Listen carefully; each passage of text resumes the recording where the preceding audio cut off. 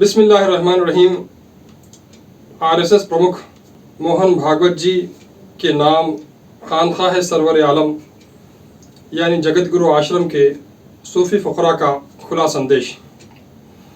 आज हम देख रहे हैं कि मोहन भागवत जी मस्जिदों में और मदरसों में जा रहे हैं और वो हिंदू मुस्लिम एकता के लिए कोशिश कर रहे हैं, जिसका हम तहे दिल से समर्थन करते हैं।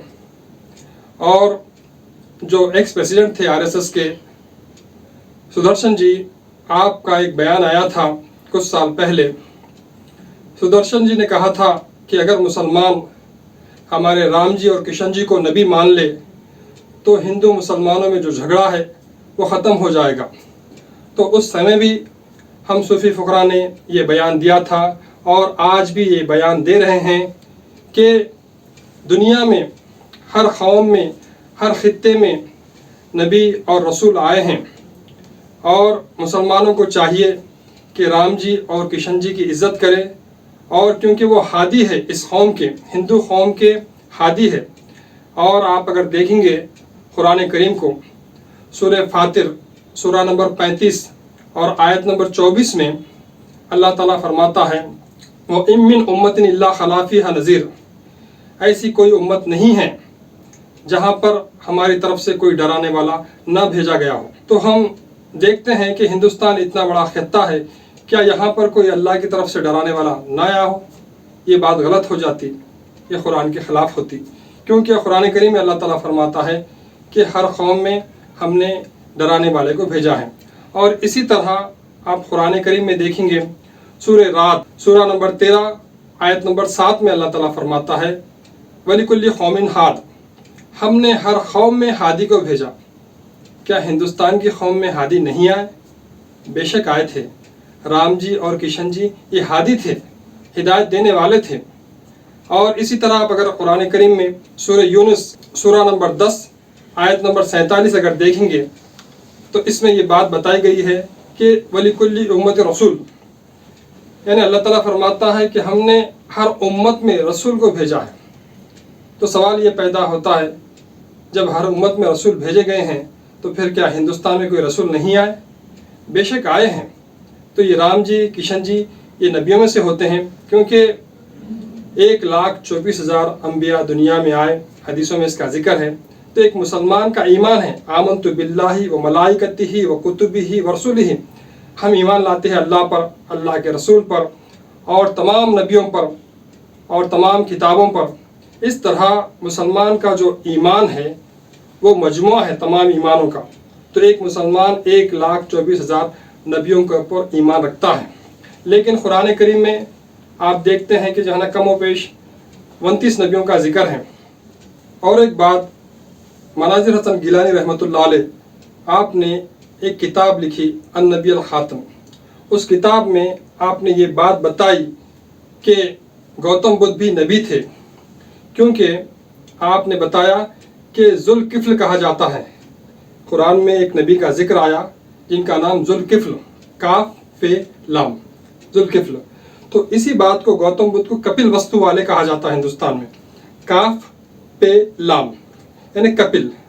यह पा जो है अरबी भाषा में यानी अरबी ज़बान में नहीं होने की वजह से फे से बदल जाता है। तो काफ पे लाम, कपिल जाके किफ्ल हो गया, काफ पे लाम।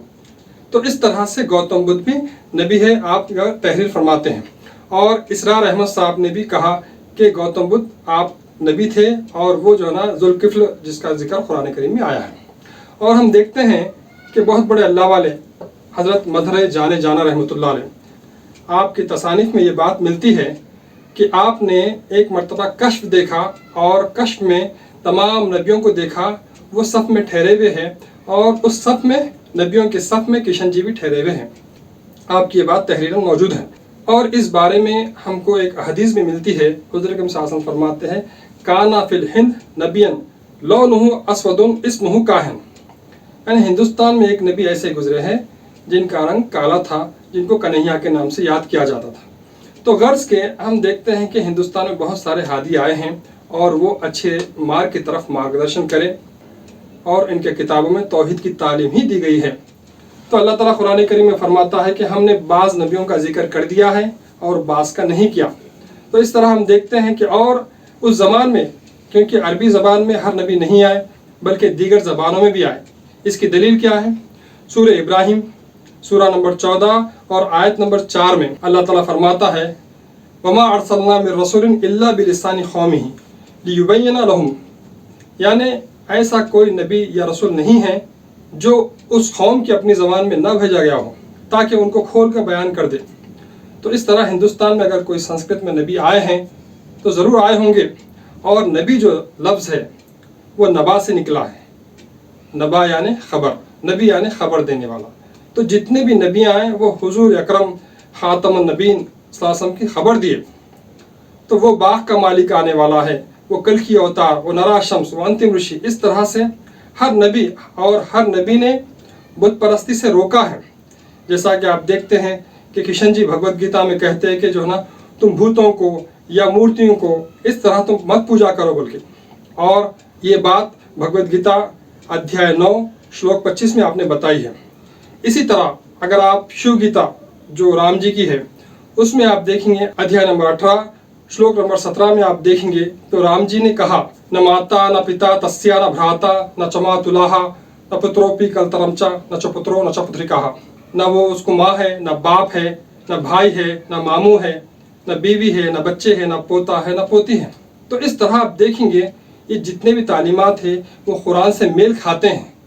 तो हम ये कह सकते हैं कि ये जितने भी अंबिया है ये जो है ना हिंदुस्तान के नबी है, राम जी, किशन जी। और इससे मुसलमान के ईमान में फ़र्क नहीं पड़ता, क्योंकि मुसलमान का जो ईमान है वो मुकम्मिल है, अकमल है। एक मुसलमान 1,24,000 नबियों को अपने सीने में बसाता है, उन पर ईमान रखता है। तो इस तरह राम जी, किशन जी ये भी हादी थे और हिंदुस्तान की कौम की तरफ भेजे गए थे। तो ये मुसलमानों को चाहिए कि इनकी इज़्ज़त कायम करें, इनकी इज़्ज़त करें, इनका आदर करें, सम्मान करें। और साथ ही साथ मैं हिंदू भाइयों से भी ये कहना चाहता हूँ कि वो भी जो अंतिम ऋषि है, नरा शम्स है, जगत गुरु है, कल की अवतार है, वो उनको भी मान ले। मुसलमानों को चाहिए कि राम जी और किशन जी को मान ले कि वो नबी थे और एक कौम के लिए आए थे, एक खित्ते के लिए आए थे, क्षत्रिय कौम के लिए आए थे। और साथ में हिंदू भाइयों को चाहिए कि वो नरा शम्स जिसका वर्णन अथर्ववेद खंड 20 सूक्त 127 में किया गया है, वो जो नरा शम्स है वो नर जिसकी प्रशंसा की गई, इसी को अरबी भाषा में मोहम्मद कहते हैं। तो उसका जो है ना पूरा कुंताब सूक्त में जिक्र है। न सिर्फ ये बल्कि भविष्य पुराण अध्याय नंबर 3 खंड नंबर 3 श्लोक नंबर 5 में नाम के साथ बताया गया है, यतस्मिन्नन्तरे म्लेच्छाचार्येण समन्वितः मुहम्मदमित्याख्यातः शिष्यशाखा समन्वितः। Means in these circumstances a great person would appear from amongst Mlechas. Mlech means a person belongs to foreign country, speaks foreign language, and he will come along with his disciples, means Sahaba Akram. His most familiar name will be Muhammad sallallahu alaihi wasallam. इस तरह से मुसलमान भाइयों को चाहिए कि राम जी, किशन जी को मान ले, और हिंदू भाइयों को चाहिए कि कल की अवतार, जगत गुरु, नरा शम्स, अंतिम ऋषि मोहम्मद सल्लल्लाहु अलैहि वसल्लम को मान ले। तो इस तरह हिंदू मुसलमानों में जो झगड़ा है वो ख़त्म हो जाएगा, सब हिंदुस्तान जो है ना जन्नत निशान बन जाएगा। ये जो आश्रम है जिसको खानकाह सरवर आलम कहते हैं, 1924 से ये हिंदुस्तान के चप्पे चप्पे में ये पैगाम पहुंचा रहे हैं। वो कल की अवतार जगत गुरु आ चुके हैं और वो संगमनाथ है, जामिउल बहरैन है, हिंदू मुस्लिम यूनाइटर है, और वही है हज़रत मोहम्मद मुस्तफ़ा अहमद मुज्तबा सल्लल्लाहु अलैहि वसल्लम। और हमारे गुरुजी हज़रत मौलाना सिद्दीक़ दीनदार चंद बसवेश्वर साहब क़िबला ने 1924 में ये बात कही थी कि मुसलमानों को चाहिए कि भगवत गीता पढ़े और समझें, और हिंदू भाइयों को भी चाहिए कि कुरान करीम पढ़े और समझे, ताकि हिंदू मुसलमानों में मिलाप पैदा हो, वो एक हो जाए। आखिर में हम मोहन भागवत जी से ये निवेदन करते हैं कि आप चाहे तो हमारी खानखा को या आश्रम को आके हमसे मिल सकते हैं, या हमें कहीं आप बुला सकते हैं, क्योंकि हम मिलकर हिंदुस्तान को जन्नत निशान बनाने का एक प्रोग्राम करना है, हिंदुस्तान को स्वर्ग बनाने की कोशिश करना है। और ज़्यादा जानकारी के लिए आप हमारा YouTube channel Hindu Muslim United देख सकते हैं। अंत में मैं परमात्मा परमेश्वर अल्लाह से प्रार्थना करता हूँ कि कल की अवतार जगत गुरु अंतिम ऋषि नरा शम्स के शांति के पैगाम को स्वीकार करने का सबको धैर्य प्रदान करें। आखिर दावना अल्हम्दुलिल्लाह रब्बिल आलमीन।